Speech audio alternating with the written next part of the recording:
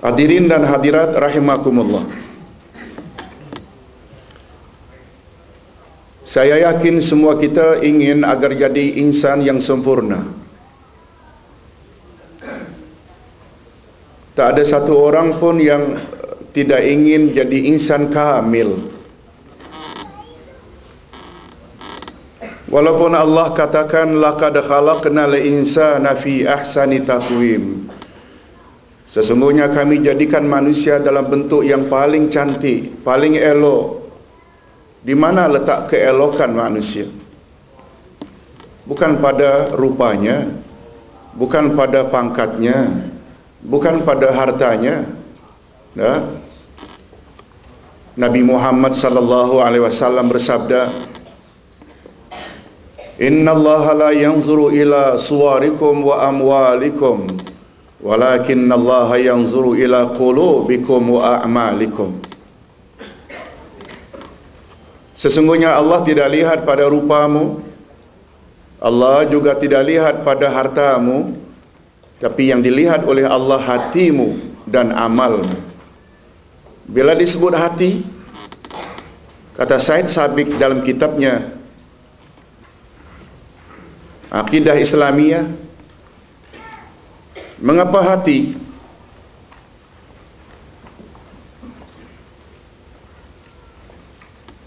Mengapa iman adalah nikmat yang paling utama?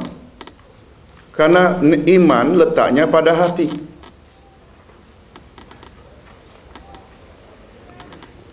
Dan bahagian yang paling penting dalam insan adalah hati. Sedangkan sifat yang paling mulia bagi hati adalah iman. Lalu natijahnya iman adalah sesuatu yang paling istimewa. Dalam diri insan ada hati.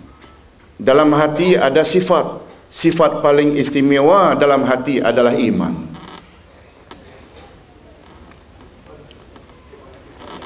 Itu sebabnya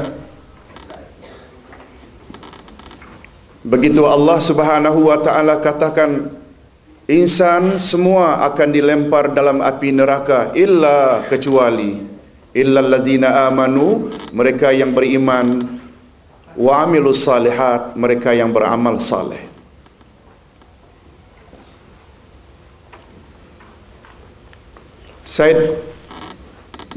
Ibnul Qayyim rahimahullah berkata,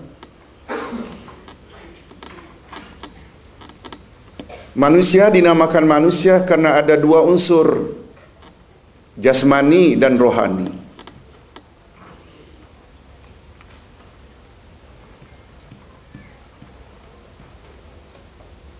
Kalau hanya ada rohani, tidak ada jasmani, tak nama insan. Sebagaimana ada jasmani, tidak ada roh, juga bukan insan.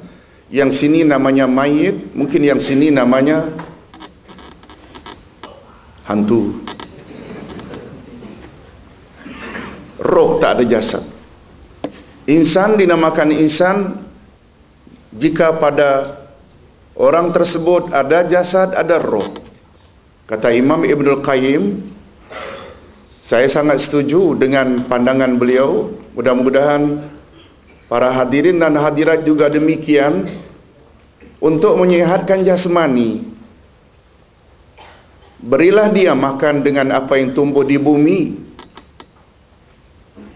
Kita breakfast dengan roti canai, dengan nasi lemak, dengan kari pop. Kita lunch, kita dinner dengan nasi, sayur mayur, buah-buahan, ikan, daging.